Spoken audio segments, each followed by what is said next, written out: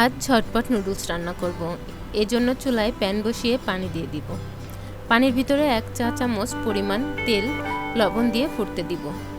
এদিকে ছোট করে কেটে নেওয়া মুরগির মাংসে রসুন বাটা, আদা বাটা, লাল মরিচের গুঁড়া, সয়া সস, লবণ দিয়ে মেখে রেখে দিব কিছুক্ষণ। পানি ফুটে গেলে কিছু স্টিক নুডলস সিদ্ধ করে পানি ঝরিয়ে নিব।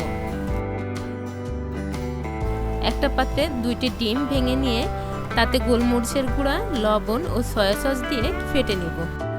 এবার চুলায় কড়াই বসিয়ে গরম হলে তাতে তেল ঢেলে দিব। একটু লবণ দিব যাতে না লেগে যায়। ছোট করে কেটে নেওয়া আলু ভেজে তুলব। ওই তেলেই ফেটে রাখা ডিম ভেজে তুলে নিব। একটু তেল দিব। তেলে পেঁয়াজ দিয়ে দিব। পেঁয়াজ হালকা ভেজে নেওয়ার পরে মেখে রাখা মুরগির মাংস দিয়ে ভেজে নিব কিছুক্ষণ। এর ভিতরে কিউব করে কেটে নেওয়া ক্যাপসিকাম, একটু সাদা গোলমরিচের গুঁড়ি, সিদ্ধ করা ফুলকপি, গাজর, মটরশুঁটি দিয়ে নেড়ে নিব আরও কিছুক্ষণ। ভেজে নেওয়া আলু, ডিম, সিদ্ধ নুডলস, টমেটো সস, স্বাদ মতো লবণ, কুচি করা মরিচ দিয়ে আরও কিছুক্ষণ নেড়ে মিক্সড করে নিব।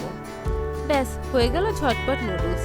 এভাবে খুব সহজেই আপনারা নুডলস রান্না করে নিতে পারবেন।